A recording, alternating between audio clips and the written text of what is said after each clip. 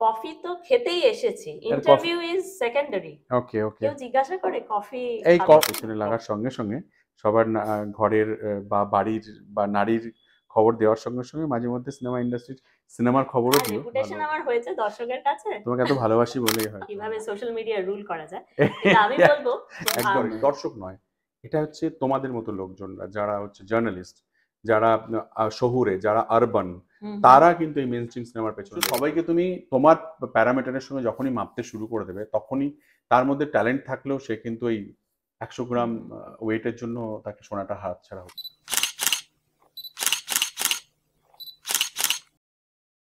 Welcome to Sharmila show house. আজ কার সঙ্গে দেখুন, রাজ, যে রাজত্ব করেছে আমাদের শর্মিলা শো হাউস প্ল্যাটফর্মে। নমস্কার রাজ, কেমন আছো? নমস্কার, তুমি ভালো আছো? হ্যাঁ, আমাকে তো তুমি ভালো রেখেছো। যা রেপুটেশন আমার হয়েছে দর্শকের কাছে। তোমাকে এত ভালোবাসি বলেই হয়তো হয়। একদম, আমিও রাজকে ভীষণ ভীষণ ভালোবাসি। রাজের থেকেও বেশি রাজের সিনেমাকে আমি ভীষণ ভালোবাসি। এবং রাজ, তোমার বাবলি রিলিজ করছে। কফি খাবে? তোমার বাবলি কফি তো খেতেই এসেছি, আর কফি ইন্টারভিউ ইজ সেকেন্ডারি। ওকে ওকে কেউ জিজ্ঞাসা করে কফি এই খাবে কিনা? কফি দাও ওকে। বাহ, তোমার তো ব্র্যান্ডেড কফি দেখছি, স্টারবাকস। হ্যাঁ, তোমাকেও তাই দিচ্ছি। না ও, sorry. Thank you so much. চল। Thanks a lot. হ্যাঁ, কফি, কফি উইথ করণের মতো কফি উইথ শর্মিলা হচ্ছে। ভালো লাগছে তোমার এত মানে 1 মিলিয়ন ভিউ হয়েছে আর কি, most 1 million subscription. Subscribe, very good, খুব গোল্ড ভালো। বাটন। হ্যাঁ, সবার পেছনে কিন্তু লেগে লেগে এগুলো করতে করেছো। তোমার কাজ শর্মিলা শো হাউসের কাজই হচ্ছে খালি লোকের পেছনে লাগা। হ্যাঁ, সো বাট ভেরি গুড, খুবই অনেকদিন ধরে কাজ করছো, অনেক স্ট্রাগল করেছো, ইন্ডাস্ট্রি পুরো ভালো করে চেনো ইন্ডাস্ট্রিটাকে এবং সবাইকে চেনো। বাট সবার পেছনে লাগার সঙ্গে সঙ্গে সবার ঘরের বা বাড়ির বা নারীর খবর দেওয়ার সঙ্গে সঙ্গে মাঝে মধ্যে সিনেমা ইন্ডাস্ট্রির সিনেমার খবরও দিও ভালো ভালো খবর। একদম, হুম, হুম। তুমি তো আমাকে ইন্সপায়ার করো যাতে সত্যি সত্যি যেন এই পথটা আমি চলতে পারি। চলছো হুম। এতদিন ধরে, চলছো এতদিন ধরে এই প্রফেশনের সঙ্গে যুক্ত আছো।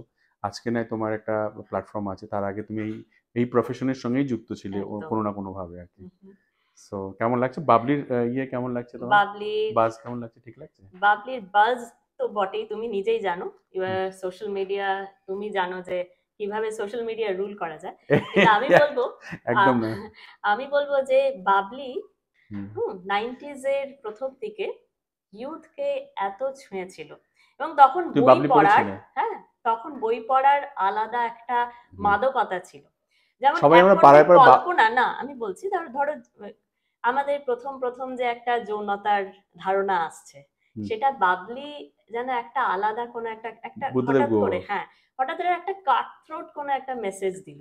বুদ্ধদেব গুহর যে কোনো গল্প, ধরো একটু উষ্ণতার জন্য হোক বা বা লবঙ্গের জঙ্গলে হোক, হুম বাস হুম বুদ্ধদেব গুহর লেখার মধ্যে একটা তো ছিল আর কি, মানে হুম হুম আর কি বলে বন্য প্রেমের একটা ব্যাপার হুম ছিল আর হুম কি। হুম তো হুম। আমার মনে আছে এখনো যে বুদ্ধদেব গুহ সবসময় লুকিয়ে পড়তাম আর কি বইটাকে। হ্যাঁ হ্যাঁ। হ্যাঁ, লুকিয়ে পড়তে হতো, মানে বাড়িতে দেখতো যে বাবা কি পড়ছিস। হুম হুম তো আমরা সবাই ওইটা করতাম আর কি, বা লাইব্রেরিতে গিয়ে পড়া আর কি, হুম হুম। বই পড়ার অভ্যেস ছিল আর কি। হ্যাঁ হ্যাঁ। সো সেই সিনেমাটা, সেই গল্পটাকে যে সিনেমা বানাতে পারবো, হুম। তো আমি লাকি মনে করি যে আমি ভীষণ কিন্তু মানে। কিন্তু আমার একটা অভিযোগ আছেই। বলো প্লিজ। হুম, তোমার মতো ডিরেক্টর যে প্রেম সম্পর্ককে নেড়ে ঘেটে একটা মানে অন্য রকমই চেহারা দিতে পারে, প্রেমের ডায়লগ বলো বা প্রেমের কোনো মুহূর্ত বলো, তোমার ছবির থেকে অনুষঙ্গ তুলে নেওয়া যায়। বাবলি এত দেরিতে এলো কেন? বাবলি তো আগেই আসতে পারতো। একদম ঠিকই, আমার অনেক, আমি যখন প্রথম পরিচালক হিসেবে নিজেকে মানে আসছি আর কি, অ্যাজ এ ডিরেক্টর, হুম তখন আমি টেলিফিল্ম করতাম 2004 সালে, হুম বুঝলে। তো আমি বুদ্ধদেব গুহকে বলেছি, আমার সেকেন্ড টেলিফিল্ম ছিল, প্রথম হুম টেলিফিল্ম ছিল নদের চাঁদ, সেকেন্ড টেলিফিল্ম ছিল হচ্ছে আমি করবার জন্য বুদ্ধদেব গুহর কাছে যাই, হুম হুম বলি যে স্যার আমাকে একটু বাবলির রাইটস দেবেন, হুম হুম আমি টেলিফিল্ম বানাবো। তো উনি আমাকে একটা খুব সুন্দর সাজেশন দিয়েছিল আর হুম কি। হুম বলেছিলেন যে দেখো, বাবলি হচ্ছে টেলিফিল্মের জন্য গল্প নয় আর কি, বাবলি হচ্ছে বড় পর্দা হুম হুম ছবি আর মানে গল্প আর কি। তুমি যদি কোনোদিন সিনেমা বানাও আমি অবশ্যই তোমাকে বাবলি দেবো কপিরাইটস। হুম এবং আমি 2021 সালে ওনার থেকে কপিরাইটস নিই। হুম হুম হুম এবং উনি চেয়েছিলেন যে গল্পটা তাড়াতাড়ি শুট করো, কারণ হচ্ছে যে বাবলি হয়তো এর আগে অনেকে রাইটস নিয়েছিল কিন্তু হুম। বানাতে পারেনি, বা আচ্ছা। বুদ্ধদেব গুহর অনেক গল্পের রাইটস অনেকে নিয়েছিল কিন্তু কোনো সিনেমা সেভাবে বানাতে পারিনি বলে আমার ধারণা, মানে আমি ঠিক জানি না, আমাকে সরি, হতে পারে আমি ভুল বলছি, বাট আমার মনে হয় কোনো গল্প বুদ্ধদেব গুহর হুম হুম সিনেমা বানানো হয়নি, মানে কোন একটা সিনেমা গল্প হয়তো মিস্টার বচ্চনকে নিয়েও বানানো ছিল আর কি। উনি খুব আচ্ছা। এক্সাইটেড ছিলেন আর হুম কি। হুম হুম মোস্টলি লবঙ্গির জঙ্গলে বা হুম সুখের কাছে কিছু একটা হুম গল্প আর হুম কি। হুম সো আমি ডিসাইড করেই ফেলেছিলাম যে আমি করবো আর কি, আমি হুম করতে চাই। কেন স্প্যানটাকে ধরা খুব টাফ ছিল।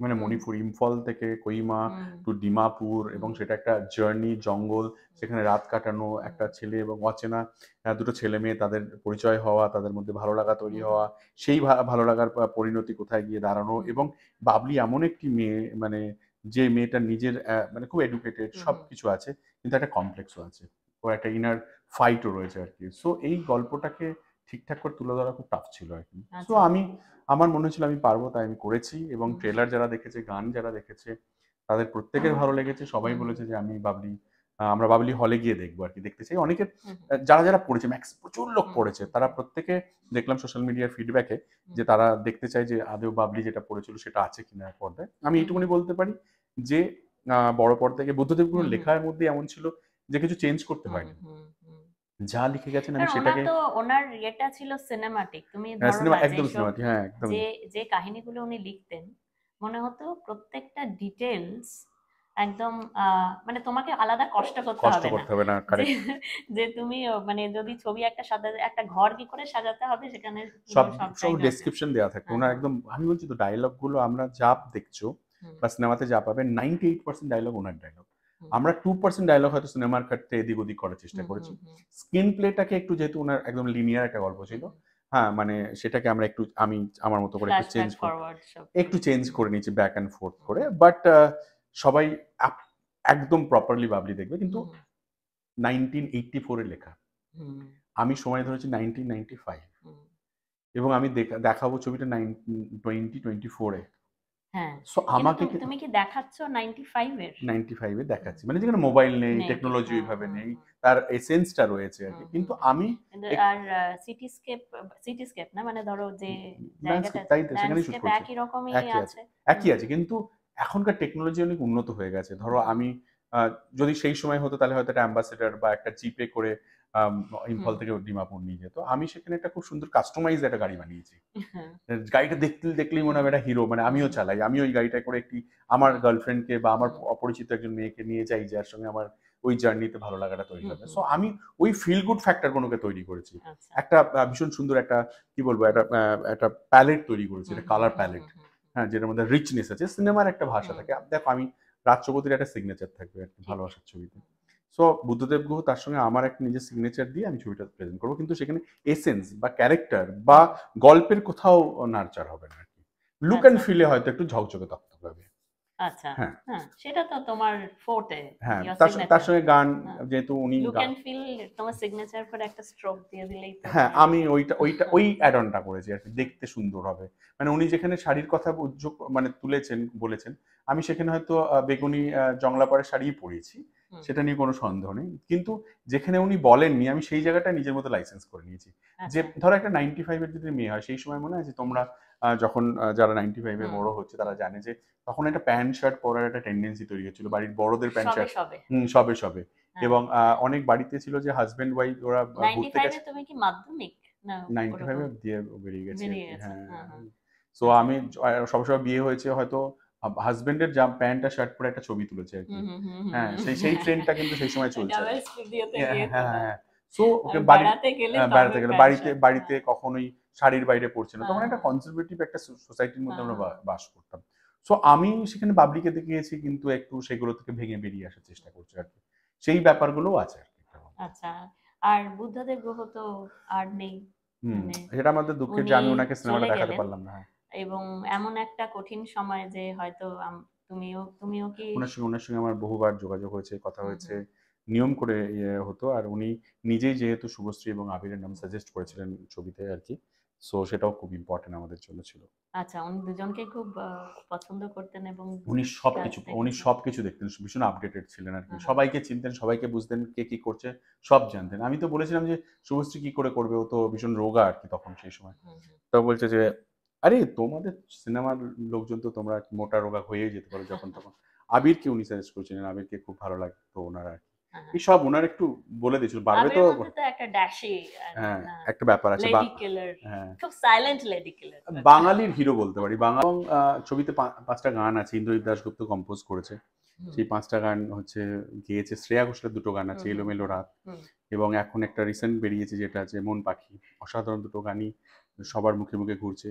একটা মিনার রহমান, বাংলাদেশের একজন বিখ্যাত সিঙ্গার আর কি, আমাদের সবার প্রিয় আর কি, আমার খুব প্রিয় আর কি। তো ডুবে আছি প্রথম এসেছিল গানটা, ওইটা খুব ভালো হয়েছে। রূপম ইসলামের একটা গান আছে আর কি, ভালোবেসে ফেলেছি তোমায়। তারপরে হচ্ছে অনুপমের একটা টাইটেল ট্র্যাক বাবলির গাওয়া আছে। সো অ্যালবামটাও ভীষণ সুন্দর। দেখো এটাকে তুমি শুভশ্রী যেখানে চাঁদের ব্যাকগ্রাউন্ডে ওর নাচটা খুব স্পন্টেনিয়াস, আমিও চাঁদ হয়ে যাই রোশনাই আকাশ যেন বৃষ্টি ভেজা চাই। হ্যাঁ, গানগুলো খুব ভালো লেখা, শ্রীজাতর লেখা, বারিশের লেখা। ওই 90s এর যেটা সবচেয়ে বেশি হচ্ছে বলিউড সংস আমাদের বেশি প্রভাবিত করেছিল, কিন্তু 90s এর যে বাংলা গানের যে আস্তে আস্তে ছোট ছোট বিবর্তন, মানে সূক্ষ্ম সূক্ষ্ম বিবর্তন হয়েছে, সেটা কি তোমার মিউজিকে আছে? না না, ওইগুলো আমি ওইগুলোর মধ্যে ঢুকিনি আর কি, ওইগুলো ঢোকার জায়গা নেই। স্ট্রেট লাইন, এখানে স্ট্রেট ফরওয়ার্ড রয়েছে আর কি, ওইভাবে ঢুকি। বাট আমি চেষ্টা করছি মিউজিক্যাল একটা জার্নি, মানে মিউজিক্যাল লাভ স্টোরি বলতে পারি, এবং তার সঙ্গে লিরিকটাকে ঠিক রেখে একটা সুন্দর মেলোডিকে অ্যাড করে আর কি।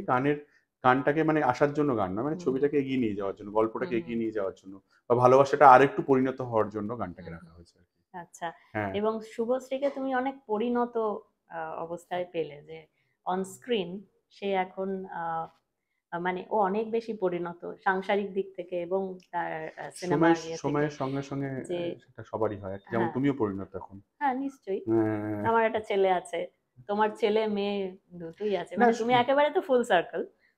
সময়ের সঙ্গে সঙ্গে না সবাই আমরা একরকম ভাবে শুরু করি, একরকম ভাবে শেষ করি। ডিপেন্ড করছে তুমি কি তোমার নিজের সেলটাকে, মানে কোর্সগুলোকে কিভাবে ওপেন রাখছো আর কি, কতটা শিখতে চাইছো, নিজেকে পরিণত করতে চাইছো, সেটাই ইম্পর্টেন্ট। শুভশ্রীর ক্ষেত্রে সেটা খুব ভালো, নিজেকে ভেঙেছে আবার গড়েছে, এবং নিজের জায়গা তৈরি করেছে, যেখান থেকে ও মানে নিজের কাজ, পার্সোনাল লাইফ সমস্ত কিছুটা করে। অবভিয়াসলি সেটা ওর গোস টু ওর ক্রেডিট অবভিয়াসলি আর কি। রাজ, এমন একটা সময় আমরাও কথা বলছি যে সময় বাংলা ইন্ডাস্ট্রিতে যেটা আমার মনে হয় সব থেকে বড় সমস্যা, যে হলের সংখ্যা কমে গেছে। আমি ব্লকবাস্টার ইয়েতে যাচ্ছি না, হলের সংখ্যা কমে যাওয়া মানে ব্যবসা কমে যাওয়া। তোমার যে দর্শকের কাছে পৌঁছবে তাকে যদি 25 কিলোমিটার দূরের কোনো হলে গিয়ে সিনেমা দেখতে হয়, দেন ইট ইজ আ হিন্ড্রেন্স।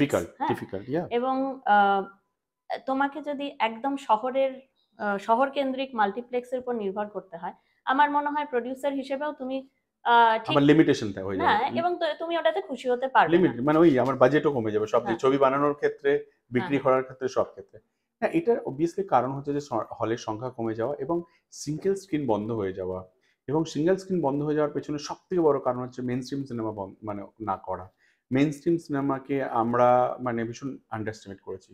কিন্তু তুমি তো মেইন স্ট্রিম সিনেমাতেই তুমি একটা এনেছিলে, জাগরণ। হ্যাঁ, একদম একদম।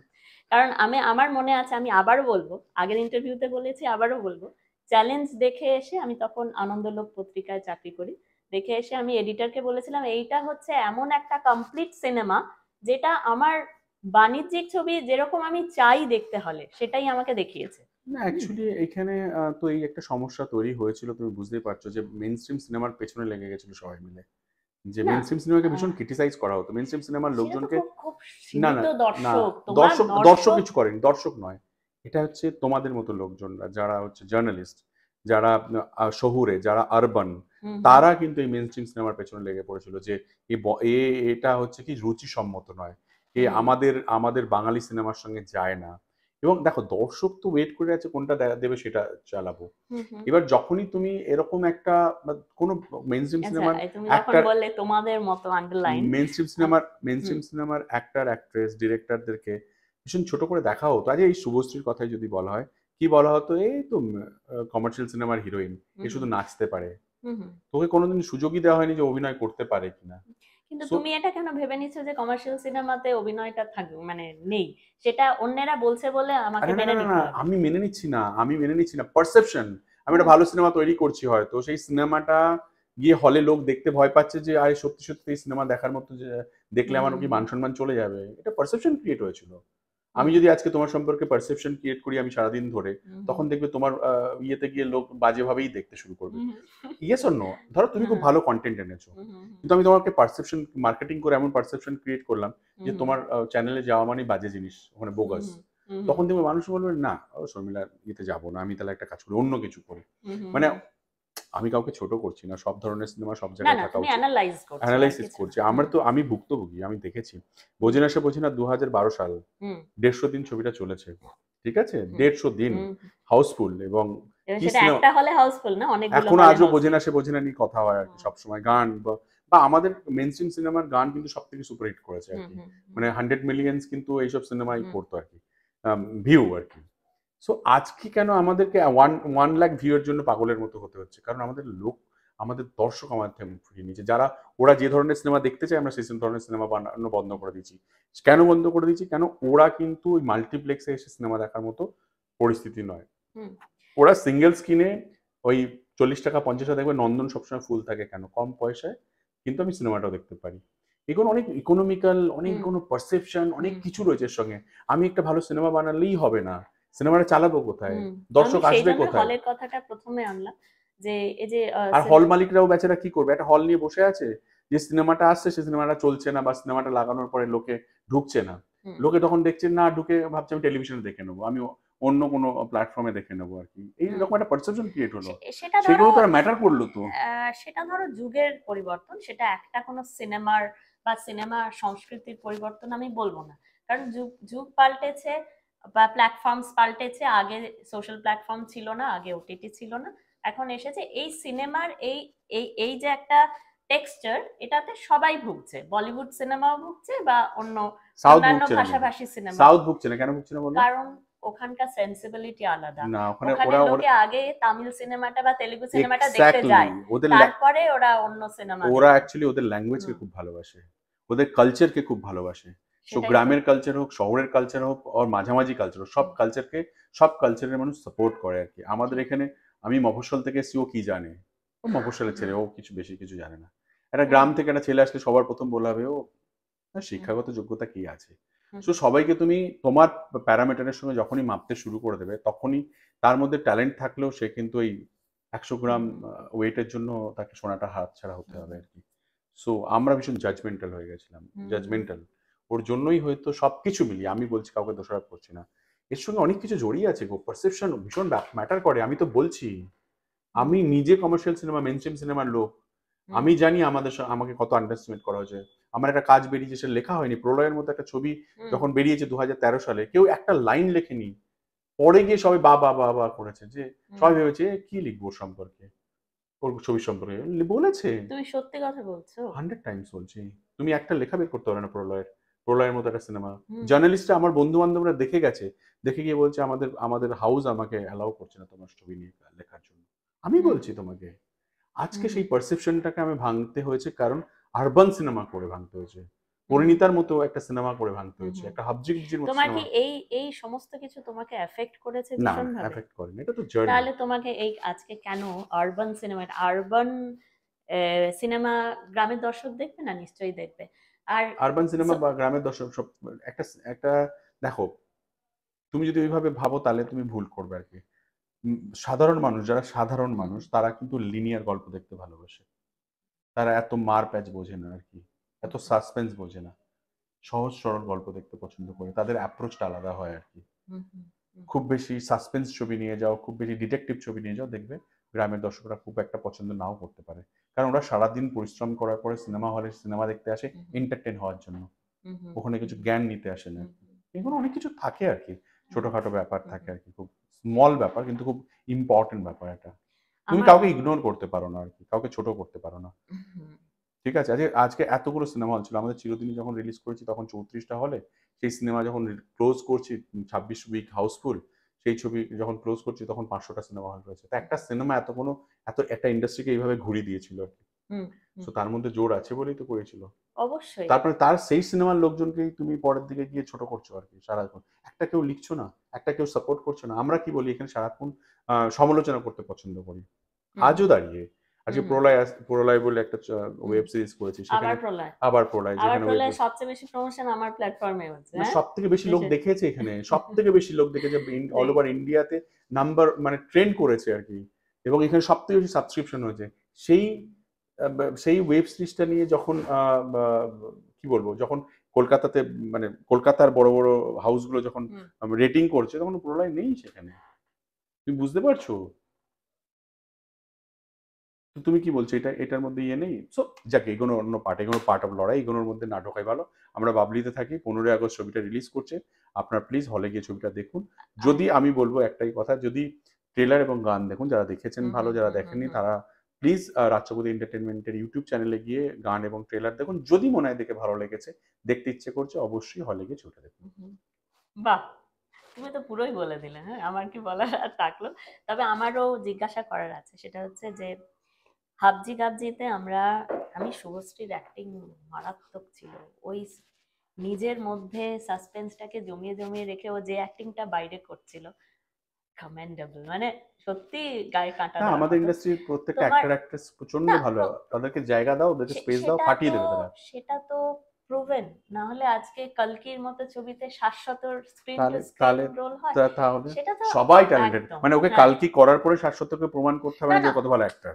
না না, সেটা নয়। আজকে ও ভালো অ্যাক্টর, তাই ওরা ডেকেছে। হ্যাঁ, বলেই তো এটা তো সেই কথাই হচ্ছে যে বাংলায় অ্যাক্টিং এর ট্যালেন্ট কি, শুধু নট পরিচালনার অনলি অ্যাক্টিং, ট্যালেন্টের কোনো শুধু নট অভাব অনলি নেই। অ্যাক্টিং, মানে টেকনিশিয়ান অলসো, মানে একটা ক্যামেরাম্যান বলো, একজন পরিচালক বলো, বা ড্রেসার বলো, মেকআপ ম্যান বলো, মানে সবাই আমরা যারা ইন্ডাস্ট্রিতে কাজ, প্রত্যেকে ভীষণ ট্যালেন্টেড, হুম। ভীষণ ট্যালেন্টেড।